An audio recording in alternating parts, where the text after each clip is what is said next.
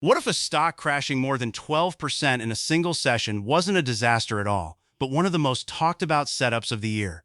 If you've been watching HIMS and Hers Health lately, you already know the market has turned this name into an absolute battleground. On one side, a massive wall of short sellers is betting on a fundamental collapse. On the other side, retail investors and some of the biggest institutions on Wall Street have been quietly accumulating. So which side is right?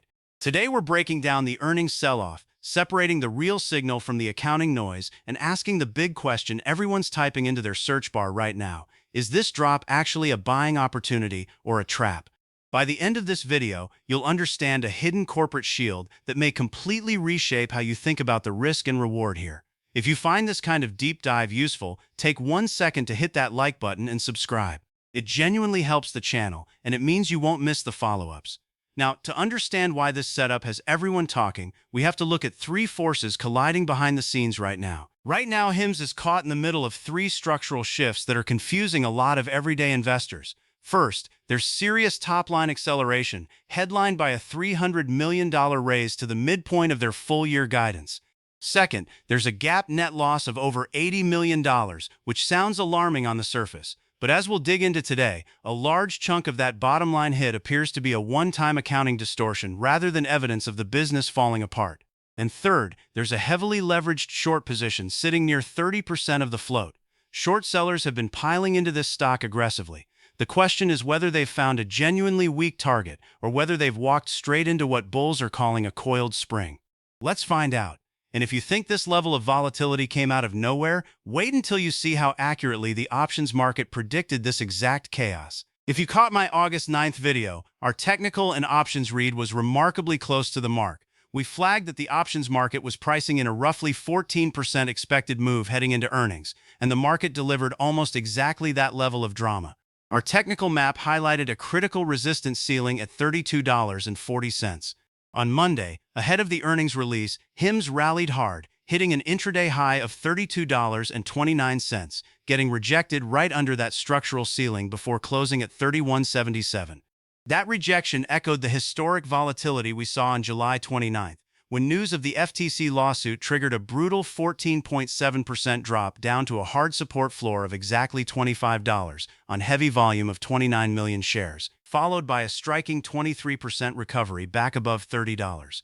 The market's technical memory here has been unusually precise, but to figure out where the stock goes next, we have to unpack the pre-market sell-off that just triggered. And that's only half the story. Looking at the immediate post-earnings reaction, HIMS shares fell somewhere between 5.7 and 7.3% in pre-market trading, sliding down to around $29.45. Naturally, the bears took a victory lap.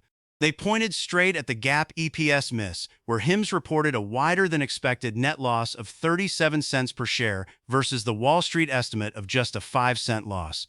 On top of that, gross margins compressed sequentially to 64%, down from 76% in the second quarter of last year. To a casual observer, that reads like a business in trouble. But here's the question worth asking. What if the entire sell-off was triggered by temporary, non-recurring costs rather than real decay? Because when you dig into the actual numbers behind that $81 million loss, a lot of the bear thesis starts to look shakier than the headlines suggest. So let's actually look at the math. That $80.9 million net loss was, according to the company's own breakdown, driven almost entirely by three one-time, non-operational charges. First, HIMS took a $47.5 million general and administrative legal charge to build a reserve for the ongoing FTC data privacy lawsuit. Bulls actually read this as a positive because it appears to cap their total legal exposure at $62.5 million, which removes a big cloud of uncertainty hanging over the stock. Second, they incurred $28.8 million in one-time merger and acquisition and transaction fees to close the eucalyptus buyout ahead of schedule. And finally, they booked a small $4.6 million restructuring charge to finish their pivot away from compounded weight loss drugs, which is way down from the $33.5 million they paid in the first quarter. These are one-off accounting write-downs, not recurring operating expenses. And once you understand that, the picture changes. But none of this matters unless the actual operating engine is performing. So let's look under the hood. Once you strip away the accounting noise, the core business appears to be growing at a genuinely impressive rate. Second quarter revenue surged 38% year over year to $753.2 million, beating Wall Street consensus by roughly 54 million. They added 300,000 net new subscribers in a single quarter, bringing their global subscriber base to nearly 2.9 million active users. And their monthly revenue per average subscriber, a key measure of customer lifetime value, jumped 21% to $92. That suggests customers aren't just signing up, they're upgrading to higher-priced specialized treatments. And if you're worried about the balance sheet, HIMS reported a healthy position with over $840 million in total liquidity. So the obvious question becomes, if the business is scaling like this, why is the stock getting punished? Part of the answer sits in the growth trajectory management just projected, which the shorts seem to be looking straight past. Management didn't just beat expectations, they raised full-year 2026 revenue guidance by $300 million at the midpoint to a new range of $3.1 to $3.3 billion. That implies a 32 to 41% year-over-year growth rate. But the real eye-opener is their guidance for the next quarter. They're projecting third-quarter revenue between $880 million and $900 million, which represents roughly 18% sequential acceleration and comfortably clears Wall Street's previous estimate of $793 million. So here's the tension at the heart of this whole story. The business appears to be scaling fast, and yet the stock is trading at a discount largely because of non-recurring legal and acquisition reserves. Could the market really be this mispriced? That's exactly what the bull case argues. And there may be an even more immediate shield protecting shareholders from further downside, so let's break down the first pillar of that argument. On the earnings call, CFO Yemi Okupe delivered what many interpreted as a direct message to short sellers. He confirmed that HIMS has $225 million of remaining capacity in their share buyback program. More importantly, he indicated the company is prepared to execute repurchases aggressively if the market price continues to disconnect from what management sees as the company's intrinsic value. That's a potentially powerful corporate shield. If short sellers push the stock down on the GAAP headline, the company theoretically has the ammunition to step in, buy back shares at a lower price, reduce the float, and potentially fuel upward pressure. Whether they actually deploy it that way remains to be seen, but the option is on the table. But a buyback is fundamentally a defensive tool. The real offensive growth story is coming from their international expansion, so let's talk about that next. HIMS and HERS has scaled into what it describes as one of the world's largest consumer health platforms after closing the Eucalyptus buyout ahead of schedule. In just a single month, Eucalyptus reportedly added $40 million of international revenue, pushing their rest-of-world run rate revenue up an astonishing 17-fold year-over-year to $131.4 million. They now have 3 major international markets, the UK, Australia, and Germany, each pacing at over $100 million annual run rate.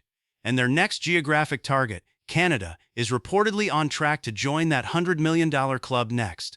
Think about that for a moment. How many companies do you know that can spin up multiple $100 million international markets almost simultaneously? It's rare.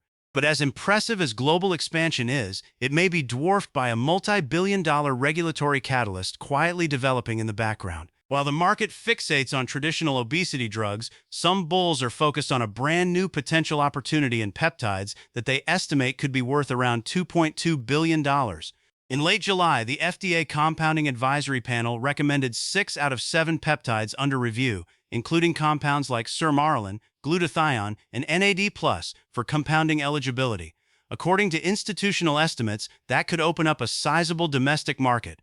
And because of HIMS' scale and digital infrastructure, some analysts believe the company is well-positioned to capture a meaningful share, with estimates floating around 20%. That would translate to a potential incremental $440 million in high-margin annual run rate revenue. And here's the interesting part. Many argue Wall Street is currently pricing that opportunity at essentially zero. So what happens if even part of it materializes? That's the upside optionality bulls keep pointing to. And HIMS may be able to capture that market more cheaply than competitors thanks to their proprietary technology, which brings us to the next pillar. HIMS isn't just a digital pharmacy, it's increasingly positioning itself as a technology company. By building a load-bearing AI clinical engine into their core app, they've reportedly transformed their operational efficiency. According to the company, this AI engine has tripled customer messaging engagement, automatically resolved 80% of non-clinical customer questions, and cut operational support tasks roughly in half. That's arguably the secret sauce behind their unit economics. It helps drive customer acquisition costs down sequentially while keeping retention rates elevated. That's a structural advantage traditional clinics would struggle to match. But how do we know serious money believes in all of this? Well, that's exactly why some of the most closely watched institutional players have reportedly been loading up on shares. While a lot of retail investors panicked over the headline EPS miss, so-called smart money appears to have been buying the dip. BlackRock disclosed a large 11.9% stake in the company, holding 26.5 million shares. Vanguard disclosed a 5.01% passive position. The California State Teachers Retirement System reportedly increased their holding by 22.4%, and HIMS board member David Wells personally purchased 48,400 shares during the recent dip, a personal investment of over $1.1 million. Insider buying like that often catches investors' attention because executives generally buy for only one reason. On the analyst side, following the earnings call, Needham raised their price target to $42 with a buy rating, and Canaccord Genuity reiterated a $40 price target. Now, price targets are opinions, not guarantees, but the direction of the revisions is worth noting. With this level of institutional backing, the stage may be set for a genuine market showdown, which brings us to the setup a lot of traders are watching: the potential short trap. HIMS remains one of the most heavily shorted stocks on the market, carrying an eye-popping 30.07% short interest, with over 61 million shares sold short. Even more notable, the days-to-cover ratio is sitting at an elevated 4.5 days. In plain terms, that means if a sudden wave of buying were to hit, it could take short sellers close to a week of continuous buying just to exit their positions. By focusing so heavily on the GAAP net loss, bears may be adding to their positions while overlooking the completed weight loss restructuring and that significant guidance raise. Now, does a high short interest guarantee a squeeze? Absolutely not. Plenty of heavily shorted stocks stay shorted for a reason, but it does create the raw ingredients for outsized volatility in either direction. So how might different investors think about positioning around a setup like this? Broadly speaking, there are two very different approaches people take with a name like this, and neither is a recommendation, just a framework. A shorter-term trader might think in terms of a squeeze scenario. Rather than chasing pre-market gaps, many would wait for a confirmed daily close above that $32.40 level, which would clear the critical resistance and the 200-day exponential moving average, while defining risk with a stop somewhere around $30 and taking profits in stages near $35 and $40. A longer-term investor, on the other hand, might view pre-market gap downs as a chance to accumulate, building a position gradually in the $25 to $28 zone, tuning out the near-term noise, and holding for a multi-year thesis stretching toward 2030 if HIMS continues to grow into global consumer healthcare. Both approaches carry real risk, and the right one depends entirely on your own goals, time horizon, and risk tolerance. So what's the honest bottom line as we look ahead? Here's the balanced takeaway. A meaningful portion of the short-term FTC lawsuit and GAAP earnings noise appears to already be priced into the stock. The underlying business is growing quickly, accelerating toward a potential $3.3 billion revenue run rate. And in the bull case, the single most important metric to watch next is sequential gross margin stabilization. If margins level out, one of the bear's strongest arguments weakens considerably. If they keep compressing, the bear case gains real traction, so this genuinely could break either way. And that's what makes it worth watching closely, rather than blindly betting on. Now, a quick and important note before we wrap up. Everything in this video is for educational and informational purposes only. I am not a financial advisor, and none of this is personalized investment advice. Every figure I cited should be independently verified against the official earnings report and filings, and market conditions can change fast. Investing carries real risk, including the risk of losing money, so please do your own research and consider speaking with a licensed professional before making any decisions. With that said, I want to hear from you.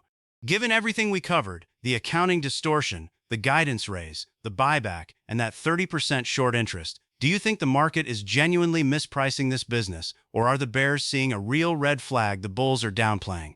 Drop your honest take in the comments. I read them and I love a good debate. And if this breakdown helped you see past the headlines, please hit that like button and subscribe so you don't miss the follow-up when those gross margin numbers come in. Stay disciplined, do your own homework,